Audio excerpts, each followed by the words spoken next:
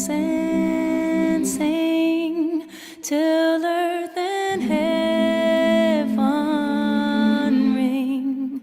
ring with the harmony of liberty. Let our rejoicing rise high as the glistening skies. Let it resound loud as the rolling sea. Oh, here we are in the new year.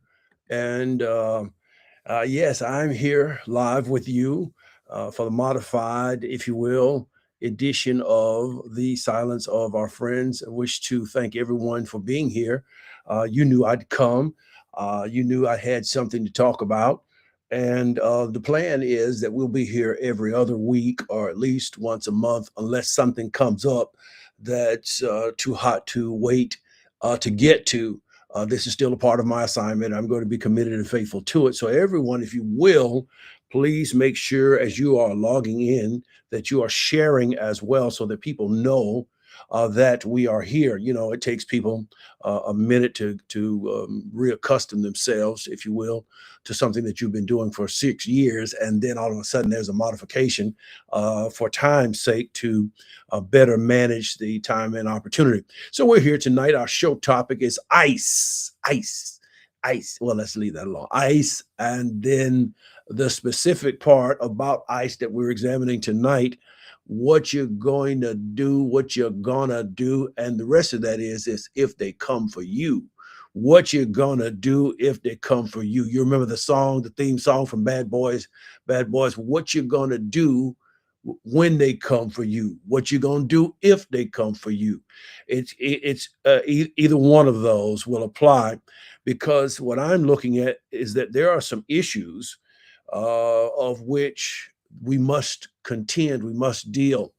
And so, welcome in 2026, the first program of this calendar year, and I'm looking forward to it. And if you are coming in, please use your favorite emoji just now. And if you agree with anything that I say at any point in time, use a thumbs up. You can do it as many times as you like. That helps other people push the algorithms forward so people know we are here. And yes, the goal is to be here 6:30 p.m. Central Standard Time each time we come. But the beauty of the digital platform is that you can come at any point in time. And after you hear that we were here, you can come back and pick up the restream and go from there. And you can even comment in the comment section. So if you are a Facebook subscriber, if you have a Facebook page, please press share now. And if you do not have a YouTube channel, please subscribe to YouTube. That way you can follow us. And it's important because every now and again, Facebook crashes. And then when Facebook doesn't crash, YouTube does. And you can always be sure to come and pick up our program. Then also, if you are a YouTube subscriber, that costs you nothing. It's just a word they use to keep track of all the people that a podcast attracts. Make sure and press the little bell to the right of your screen, some notification, bell that helps you to know every time we come with a live presentation. Then like it on the YouTube page, and then come on the chat and do your thing. Good evening, everyone who has joined us. And I want to talk a little bit tonight about some things I think will be a bit provocative, but I think they'll be preparatory as well to help us to prepare for the real question. What you're going to do if they come for you, what you're going to do when they come for you. Because the thing, and I want to thank Sister Alicia Keys for our introductory song, Lift Every Voice. James Weldon Johnson, of course, is the composer, a famous Jacksonvillian, and we share that in common. And every voice has a place, every voice has significance. And we do this till earth and heaven ring with the same symphony, the same crescendo, or the same, at least, agreement. And that is a non-ending significance. And that is harmony joining in with others with a united cause, an inseparable cause, and then that of liberty, a non-ending purpose. And again, I'm the black-shirted egalitarian, and an egalitarian is a person who stands for, regardless of what the challenges may be, the equal representation, the equal treatment, the fair and unbiased treatment of all people, regardless of skin color. In this country, and by that I mean this country dubbed as America, the formal name, the United States of America, we have to question the united part. We're not united for whom? United with whom? The e pluribus unum, the Latin phrase that means out of one came many, out of Great Britain, out of England came many other persons, and in a larger sense, many other persons united under the banner of the United States, and then many other states, many other ideas and ideologies out of Great Britain. And so you know the story there. So this country has always had a challenge. The United States has always had a challenge with being united, uniting all people regardless of skin color. This country is the one of the smaller countries in the world, and this again this year we celebrate 250 years of existence. 200 years, 1776, the signing of the Declaration of Independence, and that followed by, of course, the Constitution about 8 years, 9 years later, whatever the case was. But again, it's a relatively in the world coverage of history. The United States, or America, is a very young country, and out of Great Britain came this idea of democracy, government for the people by the people. And again, which people are the ones? Which are the people we speak of? Who are the people we speak of? What color people? What ethnicity of people? And this country has always struggled in that area. It was Dr. King, who I believe God raised up, and we'll be celebrating his birthday in a few days. And thank God we salute Dr. Martin Luther King. And he makes this statement: what will be remembered in the end will not be the words of our enemies. And we spend so much time at times covering, giving attention to the words of our enemies. But Dr. King said it will be the silence of our friends who could have said something but didn't, who could have done something but did not, who could have represented fairness and equal treatment but did not, who could have had a platform and did not, who could have had a voice on smaller levels, but yet all of the voices become necessary, but did not. Another occasion, it was Dr. King who said, there's nothing in the world more dangerous, and I love his choice of words, than sincere ignorance and conscientious stupidity. And we have a mixture of both, an amalgamation of both in our world. Finally, our lives begin to end the day we become silent about things that truly matter. We're here to supply proof, and proof is the missing ingredient when dealing with the MAGA right, the ultra conservative right, the number 45/47 persons who signed up under this current president, people who cannot even see the forest for the trees because of their vehement racism and hate for people of color.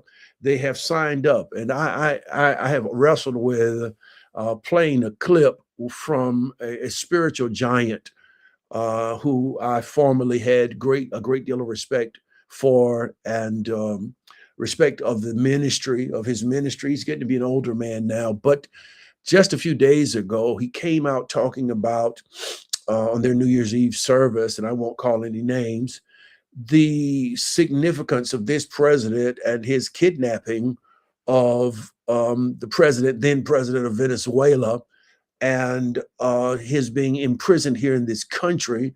The fact that he says God spoke to him about the president of this country, and how he is grateful. It's amazing the amount of racism, and it may not even be known to this person because of their age, because of the time out of which they came.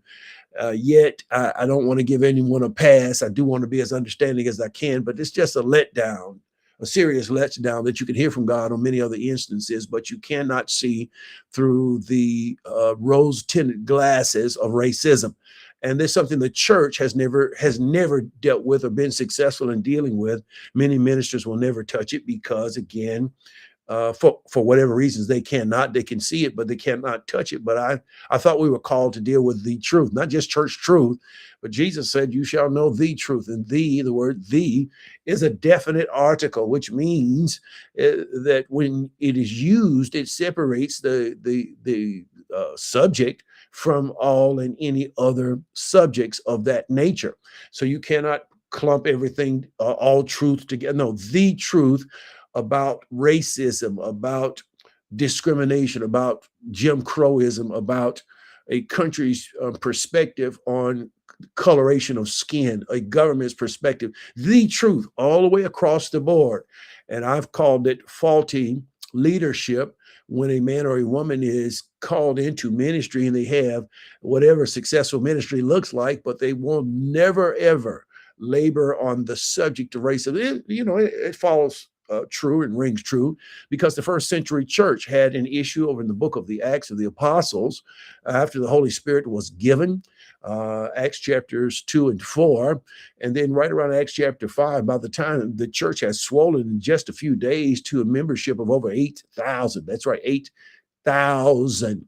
There's given the men of God a plan to financially take care of the widows and the widows, the Grecian widows, non-Jewish people, let's just say this. And then the Jewish women there was a separation of the amount of provisions, let's just say, that they were given on the daily, what was called in the King James Version of the Bible, the daily ministration of the money. And of course, the non-Jewish women were given the scraps, let's just say, and the Jewish women, all on the subject of race, were given a greater amount of money, just solely on the subject of race. And the matter was brought to the disciples. The disciples of Jesus Christ did not comment, did not deal with it. Instead, they elected the diakonos. Now we know them as deacons, servants of the church, and appointed them over what was called this business. So the deacons raised up, and the apostle said, "It's not meet for us to leave the word of God." I get that, check. And wait tables. Well, that was the subject. It wasn't the money. It was the thought behind the appropriation of the money. And the church did not deal with it then. And for centuries, the church still has not dealt with the subject of race. And I think it's time that we deal with the truth. It was Jesus who said in St. Matthew chapter 5, he tells us we are the light. Start at verse 13 and continue to read, of the world, not of the church. We're supposed to be the light and the lighthouse of the world. We're supposed to be echoing what is truth on all relative issues as it comes from the Lord Jesus Christ. That is the church's responsibility. And if it touches racism, we have to deal with it. If it touches people's toes and hurts feelings and is uncomfortable, we have to deal with that, just like we have to deal with the gospel of Jesus Christ, the death, burial, resurrection of Jesus, his ascension, his now being seated at the right hand of the Father, and what that means. Oh, my goodness. So when supremacists and racists are over education, whether it's spiritual education or whatever kind of education, look out. When I just say, look out, because if their heart has not been changed, then they are going to have a modicum or a slant in terms of how that particular truth relates to education or any other field of study is doled out. People have rose-tinted glasses. I heard the old people say a long time ago, when you have on rose-tinted glasses, and for years I didn't even know what that meant, but just like sunglasses with a rose shade or a green shade or whatever the color may be, the whole world looks like the shade of the glasses or the lenses through which you are viewing it, the world that is. We're here to deal with deceptions. Deception of this country has always been that unless someone else was walked over, ignored, slapped, trotted over, then the other person not doing the trotting cannot get to the top. So it has to be this kind of tread on me, tread on them situation mentality for others to get to the top. But it's just not true.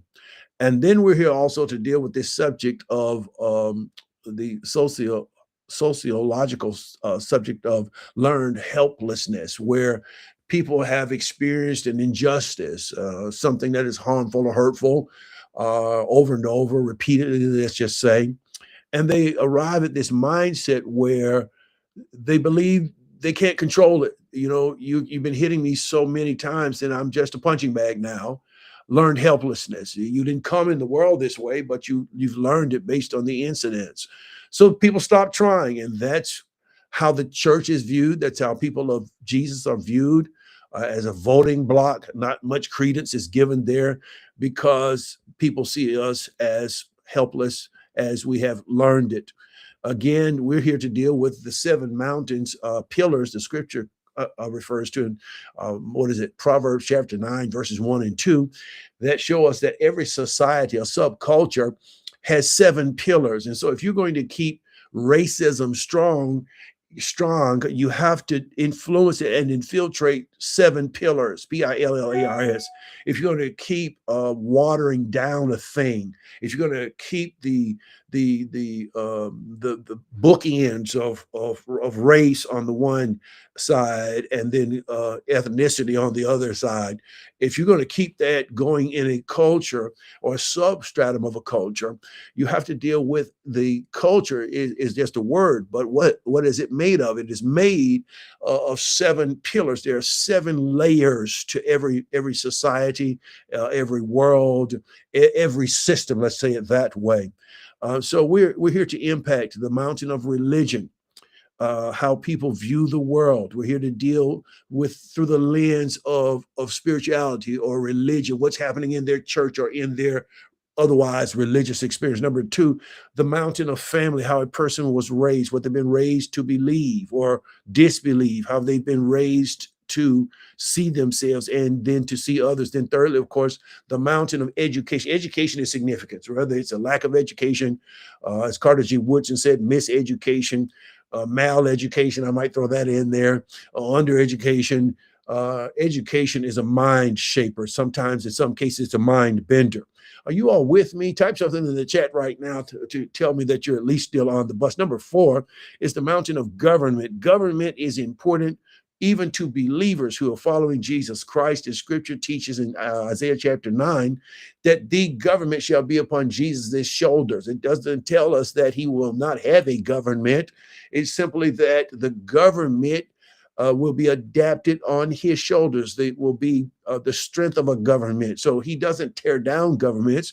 He influences them through the influence given to his people and their vote, if you'll allow me to tell the story. Number five is the mountain of the arts, and that has to do with how you celebrate, how you recreate, so forth and so on. We can stick movies and the arts into that, so forth and so on. Sports and entertainment. Speaking of sports, man, I just think, I fly with the Eagles now, and for a few years here, I really appreciate Jalen Hurts's attitude, how this Alabama University dealt with him. He and went on to the University of Oklahoma and really learned his craft and honed his craft. And he's taken his team to the Super Bowl 2 years after first getting into the league, and won one of those 2 years last year, that being last year. They're not going this year because they just didn't want it. And there's seems to be some um, subterfuge going on within the team. And that just tells you how a team can just be diminished with so many bright lights and so many weapons. And you just have to wonder what's going to come of them. But that goes into the mountain, if you will, of the arts. And then finally, the mountain of media. And we've been talking about propaganda, fake news, as it's been dubbed, when really In reality, most of the time, that's the actual news, so forth and so on. Then finally, business and economics. Now, I want to take you through. Let me come to this chat to see what you all are saying. What are you all talking to me yet? Are you there? So welcome in. Thank you, everyone. If you're here with us, I really appreciate you being there. And man, I want to get into this program tonight. I hope you're ready. Let's see. Let's get over to my notes. Where did I place them? Here we are. Boom, boom. All right. Now you're going to now see. Let me move this down and come around. I want to show you. So, the topic of the program. Type it in the chat if you haven't yet. ICE. I'm going to define what the ICE agents are, who they are, and how they are committed to perform. And then I want to tell you how to prepare yourself, because you have to understand, if they're going after, let's just say, melanated skinned people, you do know, yes, you will say that in the chat, that when you talk about Latinos, you talk about Hispanics, you talk about people that are just the cousins. They're the bronze skinned people who are of Mexican descent, let's just say, or Hispanic in otherwise situations. They're just a group or two away, if you will, from people of color. Now, I want to pause and come over this chat. Do know? Let me just see if you all are talking yet. Pamela Dobbins is there. She says she's ready. I want you all to type in there. Just type the bus in there if you're ready. A.B. Jones is there. She says, inform us, keep us alert. I'm going there tonight. I plan on going there. Theresa Thomas is there. E. Hale is there. A.B. Jones says, I'm on the bus. Pastors, yeah, Larry Beverly Alderley. Man, I'm so impressed with you all and your precious granddaughter. I understand there's a correspondence I need to look into and get back to you. And Pastor, I will. I promise you I shall. My table is a little full, but I promise you give me a couple of days and I'll get back to you. Faith Walker is there. Yes, Dr. Martin Luther King Jr. said, where there's injustice anywhere, there's injustice everywhere. So pay attention to Venezuela. And who well, I don't want to go there. That'll take me off track. Who else is out there? Yes, and God did say, let there be light. I think I see what you did there, Theresa Thomas. Yeah, light is also revelation, it's information. God said, let there be light. And so someone has to be there to deal with the light, to turn the lights on in a dark world, on a dark planet. Tell the truth, Pastor. Yes, thank you. Who else is there? Nobody QM3VY. I like it. That's okay. I'm going to talk about Renee in a minute. Yeah. You want to use the politics? That's okay. You don't want the truth? Yeah, nobody QM3VY. I'm the racist one. That's okay. That's okay. I'm glad you're here. I hope to change your mind. And that's one of the reasons that we're here. It's quite all right. Tara L. Moses, welcome in. Thank you. Jesse, there she is. Jalicia Monet, there she is. I think you live in St. Louis. I think I understood that. Welcome in. Yes, I'm your pastor. As long as you say that, I'm good with it. Yeah, I'm going to get back to you. Nobody QM3VY, and welcome in. I'm glad you're here.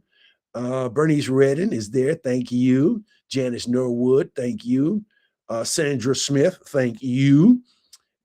Shirley Miller, thank you. Carolyn Banks, thank you. Thank you. Abraham Smith, there you are, sir. Blessings and peace to you. Thank you all so much. I think I've covered everyone that I can see at this point. You know, the chat moves very aggressively. But watch this now. Here's what I want to do. I want to show you, and then I'm going to give you some, let's do this. I want to show you the picture. Let's see, what do I have? Let me find it here. Hang on one second. I think this is it. Yeah. This is who CNN has reported is the killer, as being the killer. Nathan Jonathan Ross, identified as ICE agent in the Minneapolis shooting that killed Renee Good. I want you to see his face. What does his face tell you? What do most of you probably have seen the video?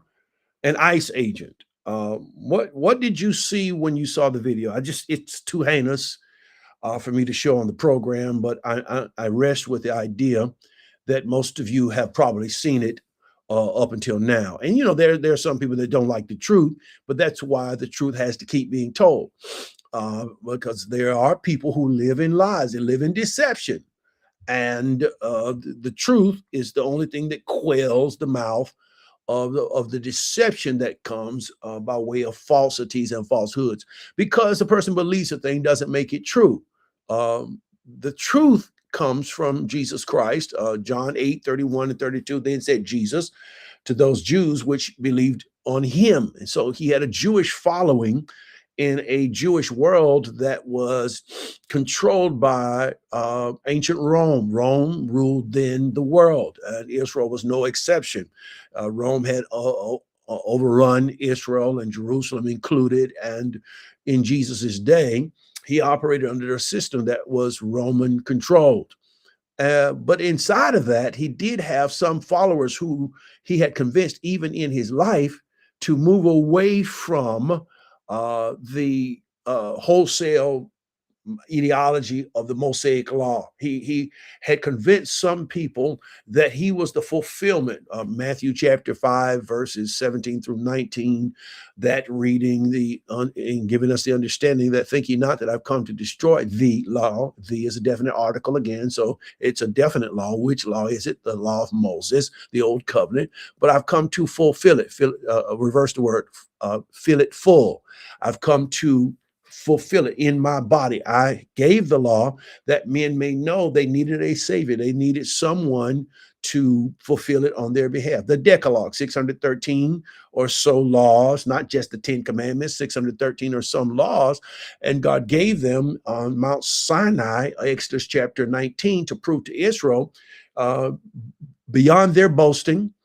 He told them in that 19th chapter, I think it was, of the book of Exodus, the exit of Israel from Egypt, 430 years. He tells them, I carried you out on eagle's wings, but yet you're saying you don't need me. You're telling Moses to tell me, God, that you can and take care of yourself. So God gave them the law. There are several verses, and I can go through that another time. If you'll read the 3rd chapter of the book of Galatians, you'll pick it up. If you read the 3rd chapter of the book of Romans, you'll pick it up. Reasons why the law was given in the first place. And then you read the 5th chapter of the book of Romans, and you'll pick it up again, where God specifically says, I gave the law for this purpose. It wasn't for people to do it. It was to prove to them they needed a savior who would keep it on their behalf and absorb all the penalties that were accrued by Adam and Eve's disobedience. Very simple. But anyway, this man is a type of person who has no value on human life but his. Well, someone says, well, Renee Good, was a same gender loving person. That's okay. Same gender loving person. That's no reason that she should have lost her life. Or do you disagree with that? She was a mother. There's no reason that she should have lost her life. She was in disagreement with the ICE agents. That's no reason that she should have lost her life. I did understand that this country does have an amendment to the Constitution. It says we do have the right of free speech. Let's talk about Renee, or do we? I'm going to come back to the chat. You all type your feelings in there, and I'm going to speak to that in a minute. Renee Nicole Macklin Good was the now deceased woman's name. A 37-year-old American woman who was fatally shot by United States Immigration and Customs Enforcement, ICE, okay, ICE, Immigration Customs Enforcement agent Jonathan Ross, okay, you have his name, in Minneapolis, Minnesota. I mean, my goodness, Minneapolis ever since George Floyd, and in Minnesota altogether and even before George Floyd, there have been several. I want you to do an internet search of all these racial incidents that have taken place over the last 5 years. Let's just say 6 years. George Floyd was 2020 in Minnesota, and it's a clean place. I visited there several times, and man, but racial. I mean, okay, let's go on. Good was in her SUV, stopped perpendicularly in the street. Ross drove around her, circled her. These are the facts. Circled her on foot and approached the front of her car or vehicle. After more agents approached her and pulled her door handle, Good began driving forward and turning away as Ross fired 3 shots, killing her. I will tell you, she was shot in the face. She was shot in the face. Now, I want to show you, I'm going to show you, what are you all saying over here? I want to hasten along and then show you a video clip. I want you to listen to this, all right? And then I'm just building my case and I'm coming to the chat in a minute's time, right? Just watch. The only thing worse than evil. No, that's not the one. That's not the one. This is the one I want. I think it is. Here we are. The woman at the center of this says she was just steps away from her home when agents in an unmarked car hopped out and came toward her. This is the walkway she was on, and it was all captured on her home's surveillance camera. Leave me alone! Home surveillance video captures the moment 22-year-old Jacelyn Guzman sprints toward her Marrero home, shouting that she's a U.S. citizen as masked men run after her. Guzman says she had just walked back from the corner store when an SUV pulled up. I immediately started telling him, like, I'm born and raised here, like, I'm a U.S. citizen, and he did not care at all. Moments later, a second unmarked vehicle pulled up, and more men in tactical gear jumped out. Because I didn't know if I should run or not. I was scared.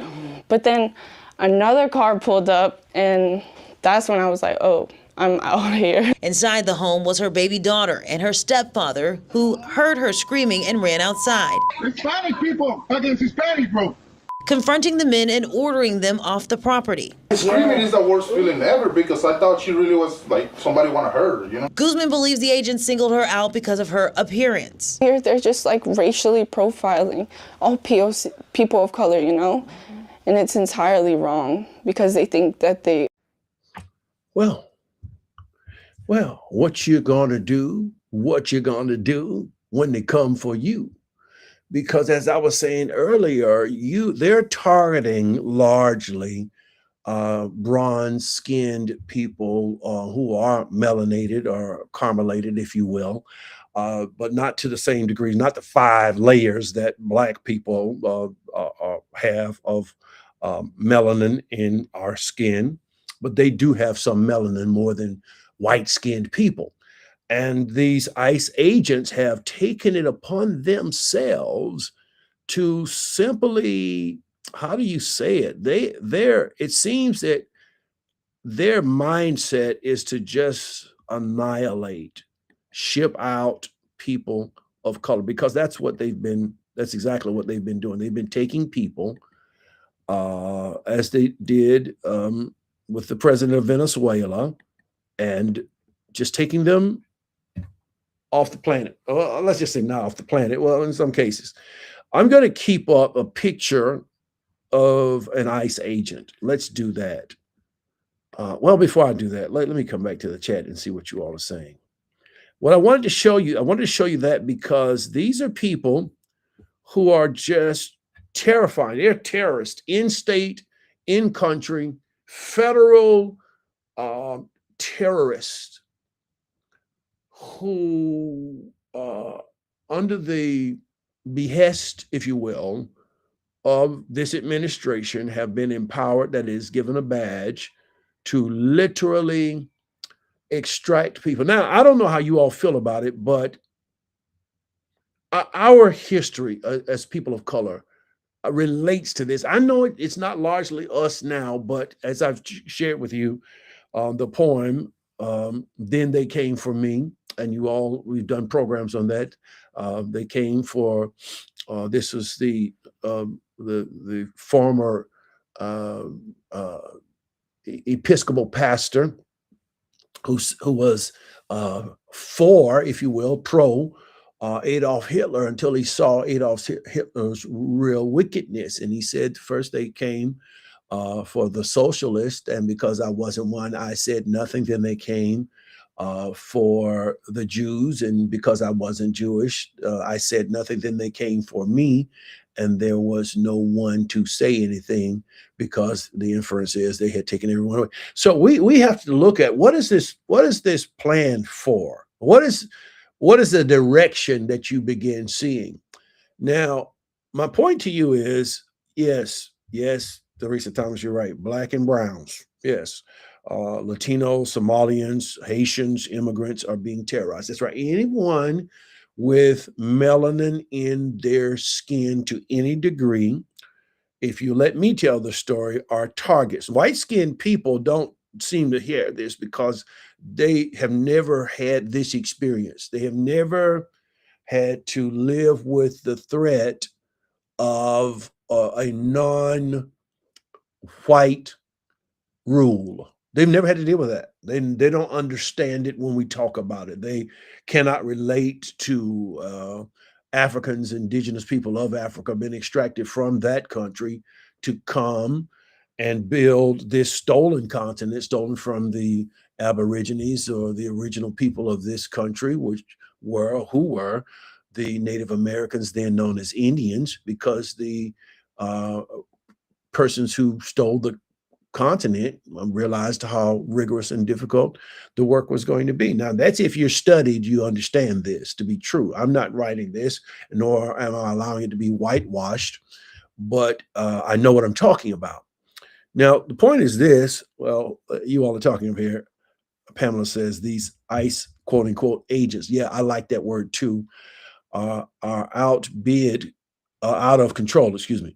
The moron at 1600 Pennsylvania Avenue, aka Cheese, Satan, will keep allowing them to run rampant through this country. Yes, you see, there's a strategy, there's a stratagem, and it is to start at the weakest non-voiced people. We tried to tell people a year and a half ago about Project 2025. We tried to inform our Latin speaking, Hispanic speaking brothers and sisters of the same, but they just didn't believe that because their skin was lighter. I believe they didn't believe that this administration would come after them.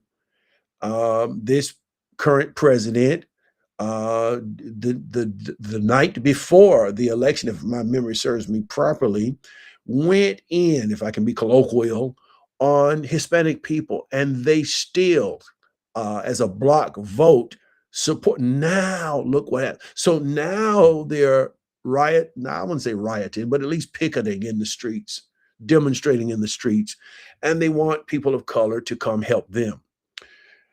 Well, that's all I'll say about that part. Let's go. Hundreds of ICE agents sent to Minneapolis today, 700 plus. Wow. Yeah, he called her a FB. Yes, he did. Yes, he absolutely did. I need the Lord every day, every hour, every minute. Yes, we all agree. Now, here's the deal. I need to work a bit. May I have it? May I have you all's freedom to just work for a minute? Here's the thing. ICE stands for Immigration and Customs Enforcement. That's the department, Immigration Customs Enforcement. They are tasked with enforcing immigration laws, okay, combating cross-border crime, and protecting national security by managing immigration enforcement, investigating transnational threats like human trafficking. That's big. I'm with that. But this is out of control. Okay, the title is official and it says all that. And propagandists will sell you an ideology, calling it one thing, but in function, it becomes something else. And that's what we have to investigate. The title may say one thing, but we have to ask the question, how is this thing functioning? Let's go on with the definition of who ICE is. They are also tasked with facilitating legal immigration processes. ICE agents have powers to stop, please hear this, ICE agents have powers to stop, detain, and arrest individuals suspected of violating immigration laws. How would you know? How do you just stop a person and detain them based on the color of their skin or their language? Like the woman I just showed you a minute ago in the clip, she says she's coming home from the corner store. One ICE agent looks at her and commands her to stop. He doesn't have any grounds. The lady's just walking home. She has a young daughter at home. Thank God her stepfather was there. He follows her, and apparently he's radioed another ICE agent. So now we have two trucks or SUVs that have shown up. She runs home. I just showed you the clip. You all did see that, right? And the stepfather comes out and commands them to get off of his property. What would have happened? Now, you talk about they're in charge of human trafficking, but what would have happened if they had just picked her up? What would have happened if they pick her up and she's never heard from again? Now, we as a people do understand that.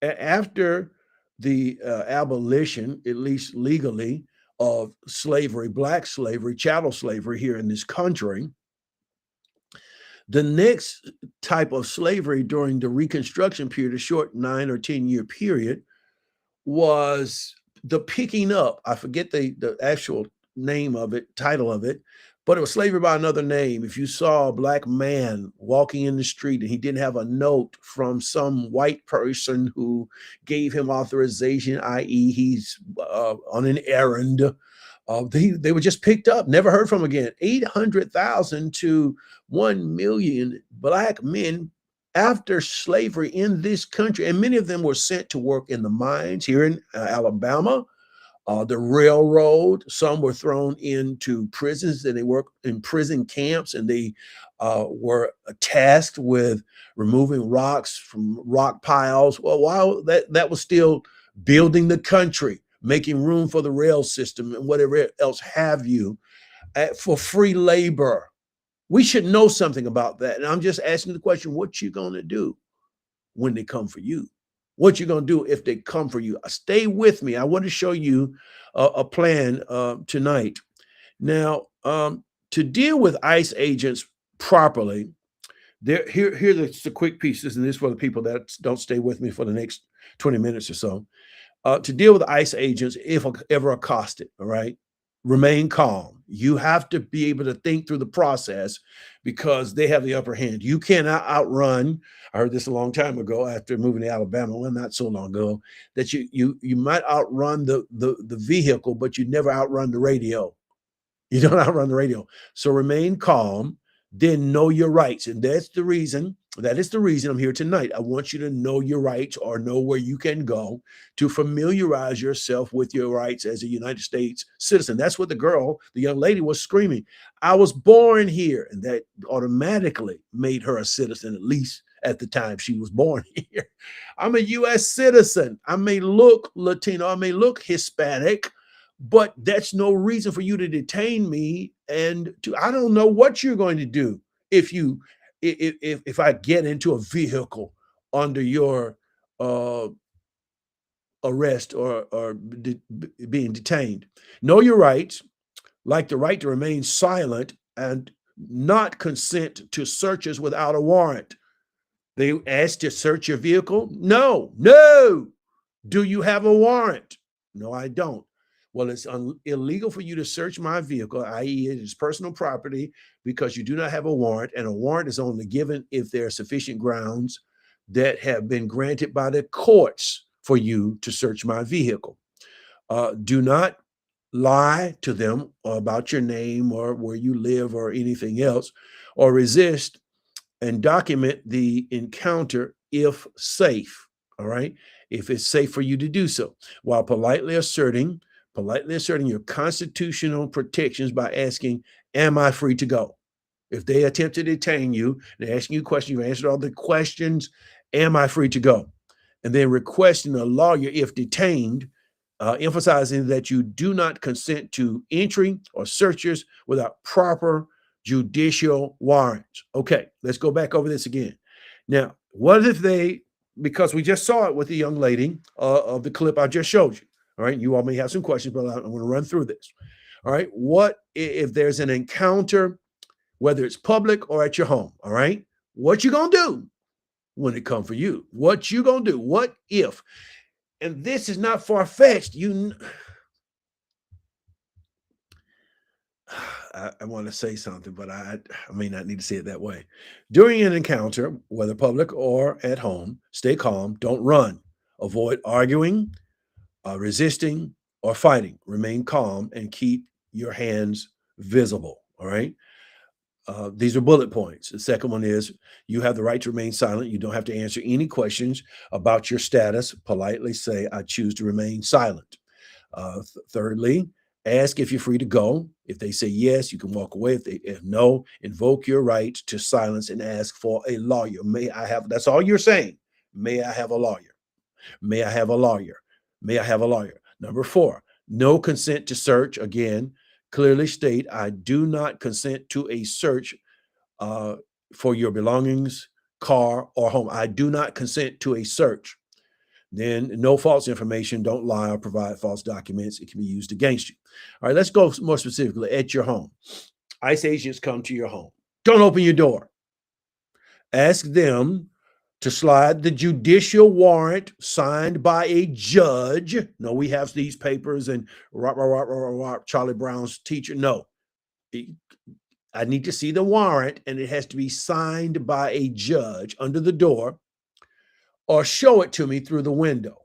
I'll take a look at it.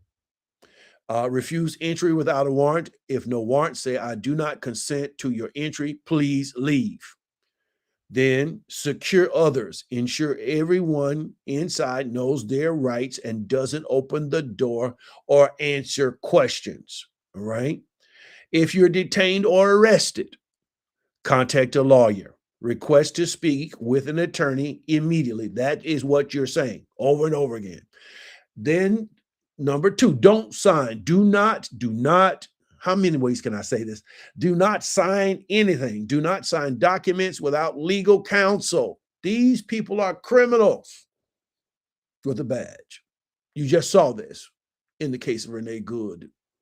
Know your rights card. Carry a know your rights card to hand to officers. That's something that you can get off of the internet, and you can print it at home, and it's simply under the Know Your Rights card. And once you type that in your search engine, it will come up. I'm going to go over it with you because I love you. All right. What to do afterwards? Then, after they've left, if you're that successful, call a hotline. Contact an immigration legal hotline for help. Then, while it's fresh on your mind, document everything, every juncture of the encounter or the experience. Document it. Safely record the encounter. If you can do it with audio video, if you are swift enough to do a record with your smartphone, that will be helpful. If you can video, a lot of times when they see you take that camera out, it's intimidating. Record everything if possible, noting details. It can be useful thereafter. All right, let's get to the Know Your Rights card with ICE. Know Your Rights, it's a card that gives you all of the protocols, let's just say, regarding ICE. Immigrant Defense Project has been monitoring immigration and customs enforcement ICE arrests in the community. Who is at risk of being arrested by ICE? The law allows the federal government to deport certain immigrants, including anyone without lawful immigration status. If that's not you, it is illegal for them to put their hands on you. People with status, i.e., lawful permanent residents, refugees, and visa holders who have certain criminal convictions. If that is not you, then they have no legal right to detain, arrest, deport, etc., etc. So I'm answering the question.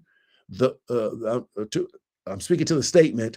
The law allows this federal government to deport certain immigrants, people who do not have citizenship status, including anyone without lawful immigration status.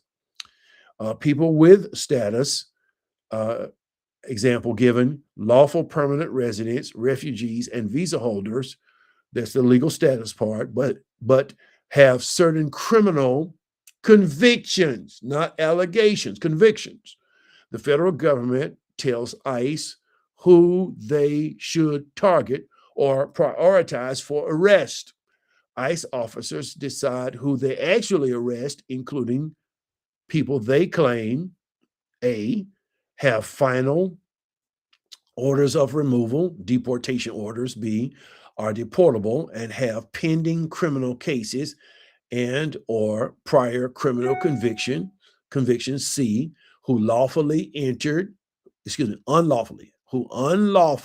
that means they sneaked across the border, or they had mules who led them here illegally. They have no status, citizenship status, who unlawfully entered the U.S. and do not have immigration status or pose a threat to public safety or national security.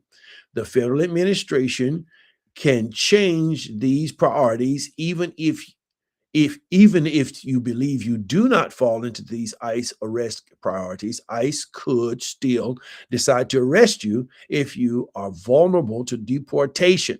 Okay, if you still do not have legal status for some other reasons other than the specified ones I've just given you.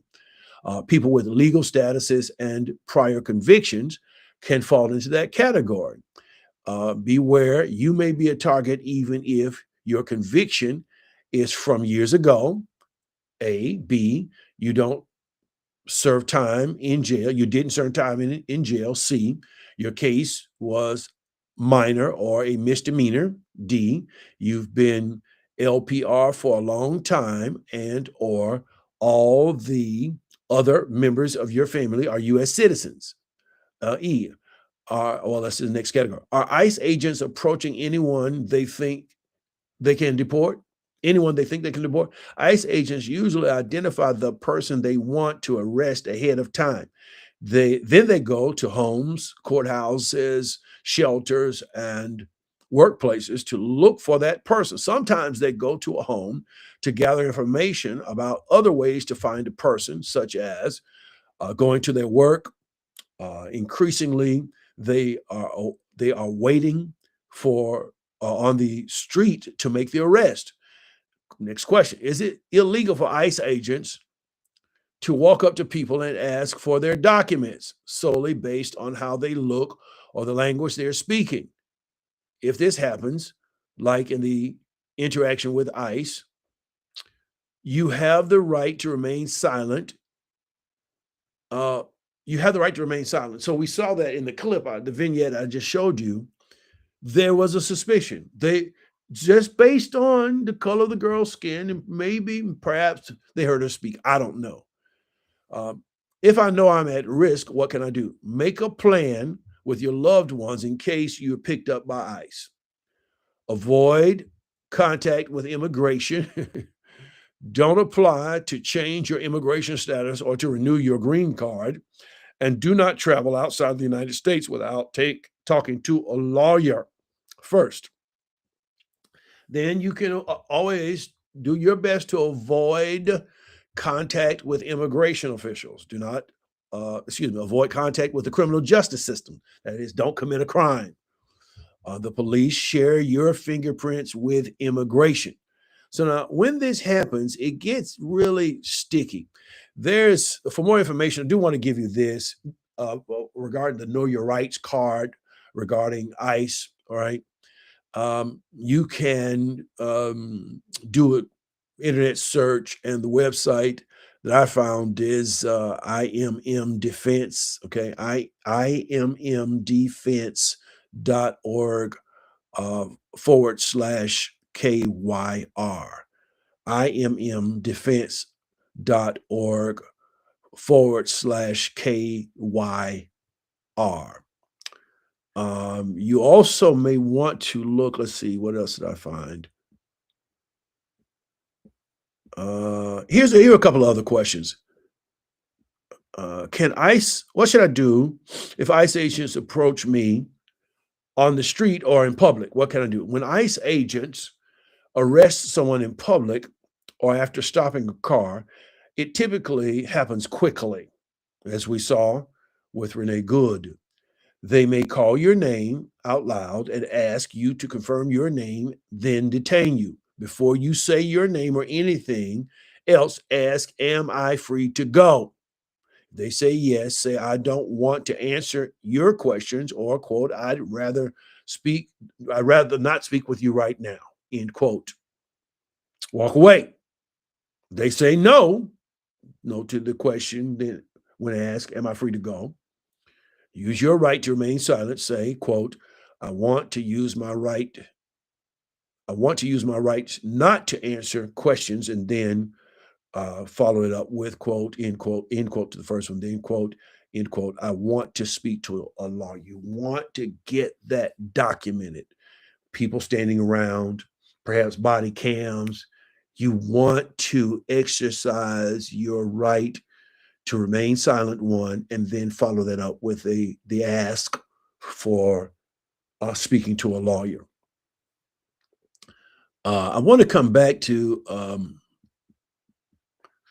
two questions. Can ICE agents enter my home to arrest me?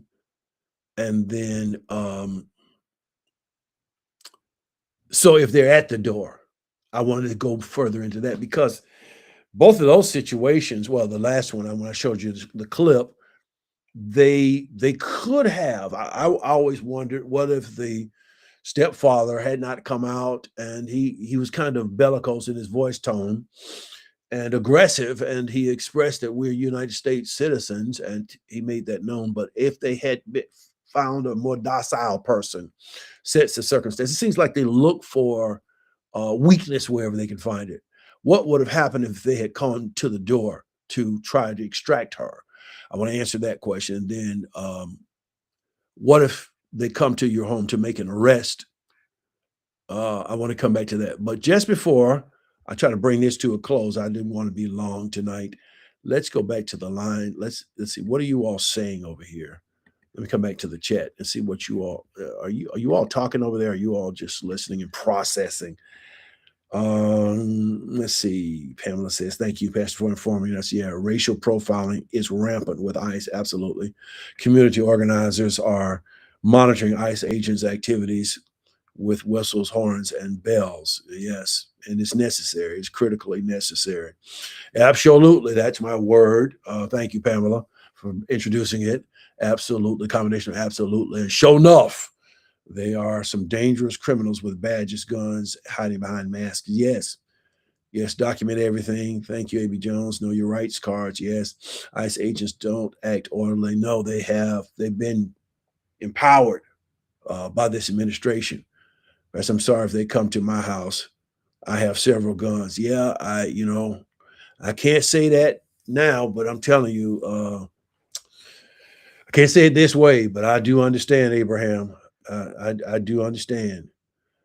Yeah, Trumpism challenges, quote, end quote, birthright citizenship. Yes, that's what the young lady was referring to when she was exclaiming to the ICE agent, I'm a United States citizen. I was born here. Trumpism is attempting to counteract birthright citizenship in the 14th mentioned in the 14th Amendment. Yeah, yeah. Woo, yeah. It's a lot. I mean, convict, I knew Theresa Thomas would help me, our resident historian. Convict leasing system. That's what it was called. Thank you so much. Convict leasing system. It's where the county sheriffs became really the new plantation enslavers.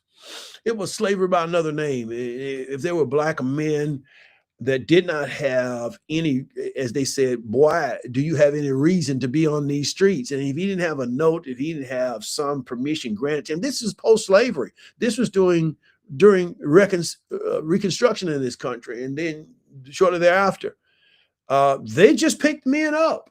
I think it was 800,000 to 1,000,000 men, black men, who were never heard from again. They were leased to the prison system, the penal system, and so the county sheriffs would pick them up and sell them, as it were, to back into the jailing system, or return them back to the plantation they formerly worked. It was crazy. Now that's facts. I know we'll have people come on this line and they'll argue with me on all this, but I'm just telling you, these are the facts. And as Curtis Blow said, these are the breaks. Let's see. Yeah, Pamela asked, I wonder if there is a database of the names of these quote unquote agents. I'm sure there is, and Stephen Miller and or Elon Musk has access to it. I added a few. I want to add a few more names to. I'm sure there are, and some of these agents, quote unquote, are people who, some of them are people who were hired by the federal government, who took part in the January 6th attempt to overrun the Senate, the Capitol building here in Washington. Some of these people, yeah, they're riotous in many instances. People who have a cause, whether it's a just cause or not, is another subject for another day. Yeah, it's crazy. Yeah. Yes, he did look as if he could care less about taking her life. I agree with you, A.B. Jones. Yeah, like he couldn't care less. I mean, to shoot a woman in the face fatally, 37-year-old with 3 children, and you got to be some kind of malicious, some kind of evil. You got to have more than one devil in you. If you let me tell the story, you got to have some kind of devilish mantra in you that's crazy. Yeah, Pamela says that's why Trump pardoned them. Exactly. And there have been several who have. Did you read that what's the man's name who took Nancy Pelosi's podium, and he served about 10 months, I want to say, in a federal prison. He's now running for, I think, a state in his state, to be a state representative, I want to say. He's either city council or state representative. It's crazy. Theresa says Jim Crow era in the South, business and government partners in convict leasing system. Yes, that's what happened. It was simply slavery by another name. And then see, white-skinned people transgenerationally cannot relate to this. This is some foreign aspect because they never had the threat of living under being picked up, taken to a penal system, prison system, and then turned over to work. They, first of all, they never understood what slavery was, chattel slavery, and then all of the, let's just say, carryovers, that vestiges that came as a result. They don't understand that. So that's why we have to deal with truth. Yeah, Faith Walker, I'm usually communicative during the streams, but I'm quiet tonight and taking it all in. Thank you for all of this invaluable information. You're welcome, Faith. Thank you for being there, Faith Walker. Yes, we're processing. Wow, Pastor Larry Beverly. Yes, thank you. Yeah.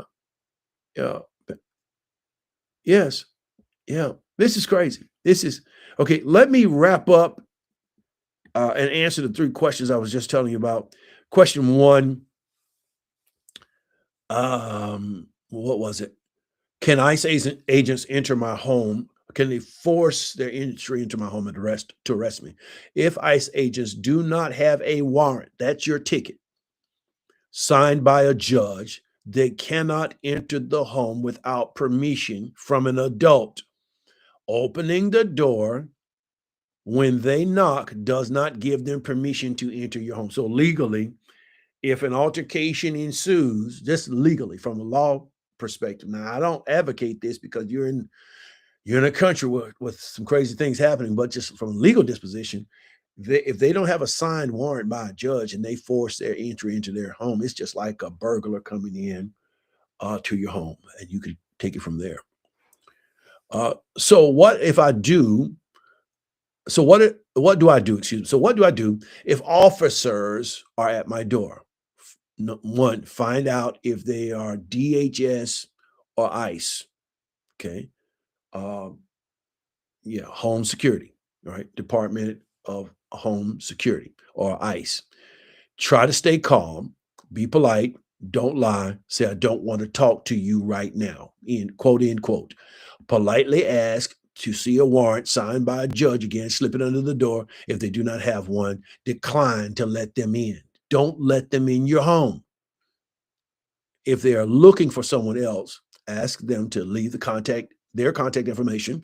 You do not have to tell them where to find the person, and you should not lie. You go to mute. You have nothing to say. And they are attempting, as I'm seeing reports, to intimidate through fear tactics, whatever else have you. But if I don't want to talk to you, I don't want to talk to you, and I'm in my home, period, unless you have a warrant signed by a judge. So what can I do if ICE is inside my home to make an arrest? Again, tell them if there are children or other vulnerable residents at home. All right. If they have the signed warrant, let's just say, and they're there to make an arrest, let's say it's not you, but it's someone who is there illegally, they've gone through the proper protocols and procedure, whatever else have you, and you want to protect us. These people are outlandish. So, number one, you advise them if there are children present or other vulnerable residents in the home. Nextly, ask them to step outside unless they have a warrant signed by a judge.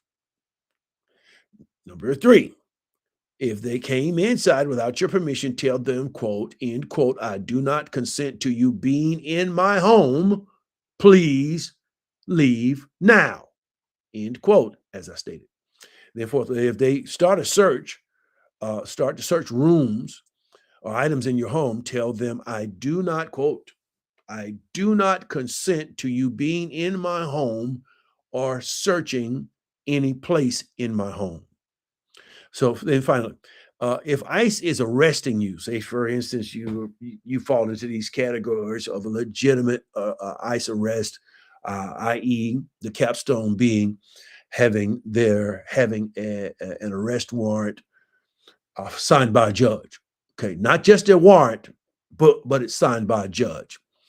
What are your rights? Well, tell them, firstly, if you have medical issues or need to arrange for childcare, tell them. What are your rights if you're being arrested by ICE? You do have the right to remain silent. And that is your plus. Remain silent. You have the right to speak to a lawyer. Ask for one. Do not lie. It can only hurt you in the future. I'm recapping now. You do not have to share any information about where you were born, what your immigration status is, or your criminal record. Ask to speak to a lawyer instead of answering questions. Nextly, you do not have to give them your documents relative to your immigration status, your citizenship status, or passport unless they have a warrant from a judge, because they can just pilfer through that information and suddenly make it disappear, acting as if you never had it. Then again, you do not sign anything without an attorney being present. I'm going to close here. Yes, Department of Homeland Security. What did I say? I thought I said that, but that's what I intended. If I did not say it, DHS, Department of Homeland Security. Kristi Noem, you've seen her. That's all I'm gonna say about that. Is being considered for impeachment because of unreasonable and unnecessary behavior by ICE. Yeah, ICE comes under the heading or the covering of Department of Homeland Security, DHS. ICE works out of that office, if you will. Do they care about any of these things? Probably not, Carolyn Banks, but you need to know, and consistently asking for an attorney and stating these particulars. And if there's a body cam present, or if you're recording, or if someone in the home is recording, or someone with you, or someone in the crowd, let's just say, then there is a prosecutable case, prosecutorial protocols have been set up. And at least if you're going to be harassed, let's get paid if you're alive to spend the money, or at least your family. That's best I can say. Who are the judges signing these warrants? Yes, that's a great question. I think these have to be federal judges. I'm pretty certain. But again, it's illegal to have the last part of the warrant, the last time I've seen one, not that I've ever been arrested or anything like that, but that's the last signature is the authorizing official signature, and it asks for a judge's signature, and you can, or someone should be able to verify that with those papers being slid under the door, or you being given access to them. Yeah, ICE has gotten out of control and it needs to stop. Yes. Until then, I think information is the best equipment. And that's why I came to you tonight, because I've seen what's been happening in the news. And again, I want to get my words, I want to position my words properly. They're not just after Latin speaking people. Let me just say that. Okay. I want to read this poem to you.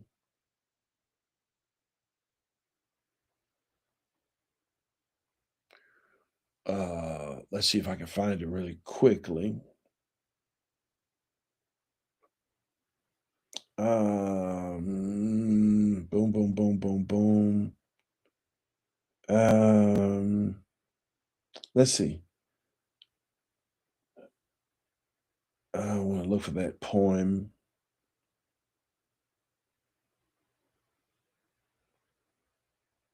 Yeah, here we are. The poem was penned by Martin Niemöller. I think I'm doing the best I can with that name. I think it's German or Jewish, one of the two. And he says, first they came for the socialist, and I did not speak out because I was not a socialist. Then they came for the trade unionists, and I did not speak out because I was not a trade unionist. Then they came for the Jews, and I did not speak out because I was not Jewish. Then they came for me, and there was none left to speak out for me. And this was a German pastor, Martin Niemöller, again, who was initially a German Lutheran pastor. I think I said Episcopalian, but German Lutheran, they're close there.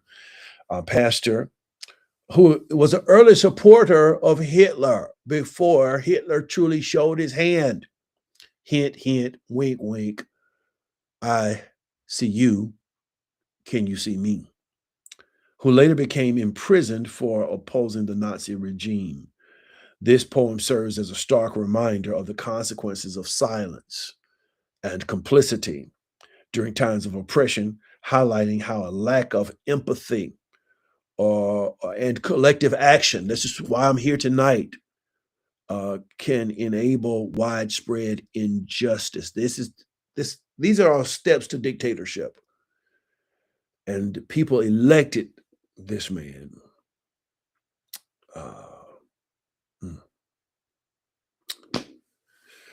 Okay. Was it? Congressional oversight of detention centers are being restricted and restrained 7 days prior. Notice is required. Yeah, these detention centers. I'll just ask you to do an internet search. Let me get you all out of here. I have enjoyed thoroughly my time, as I do always. It is unfair for me to have such a good time being with you all. Type something in the chat. Use your favorite emoji. Again, business philosopher Jim Rohn makes the statement, sincerity is not a test of truth. We must not make this mistake. Quote, he must be right. He is so sincere, end quote. It is possible to be sincerely wrong. We can only judge truth by truth and sincerity by sincerity. Just as people want you to be silent, they say God will fix it. Just pray about it. Just as there's time to keep silent, there's also a time to speak. Ecclesiastes chapter 3, verse 7 shows you, and that's not 67 here, anyway, shows you that God is balanced and there are times to speak. Others would say to me, just be quiet and pray about it. Again, that's a cop out, and it's what the church has always done. And these are dire times where I believe the church has the opportunity to shine in its greatest radiance.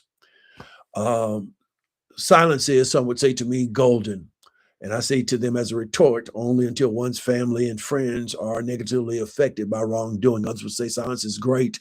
To them, I would say until someone's voice becomes necessary to save your life or corroborate your innocence. Others would say, I would say, silence is compromise. Silence is complicity with erroneous thinking. Silence is agreement with sanitized history. Silence is co-signing with control, racist, bigoted, and supremacy mentalities. Silence is equity and fairness in reverse. Silence robs supremacy of ever hearing truth and having the opportunity to change. Silence is the voice of continuous ethnic mistreatment. Silence validates inferior treatment. Silence is the approval of being objectified and maligned. Silence is often mistaken for agreement and consent. Silence is the devastation of a child being uncontrolled, untrained, and undisciplined by its silent parents. Silence is one level of maintaining and perpetuating cloaked ignorance. Silence is the ostrich syndrome. Black, bronze, and brown children must know how to correctly respond to racism, which they can only know when we are not silent. Truth does not require error to be silent. Please hear this, in order to be in control. Error, however, demands the silence of truth to take control of and dominate any situation. Speaking the truth is not the crime. Withholding it is. I want you to hear that. Speaking the truth is not the crime. Withholding truth is the real crime. Be silent if speaking only serves to boost your ego or to seek validation. Blessings and peace to all of you. I appreciate your time. Please enter your questions in the chat comment section. My team hopefully will get back to me. You can do your own internet search and try to prepare yourself as best or innocent others with information. And blessings and peace until the next time. Make sure you type something in the chat. Make sure you have subscribed to our YouTube platform so that you can always know when we are here with a live presentation. Make sure and share.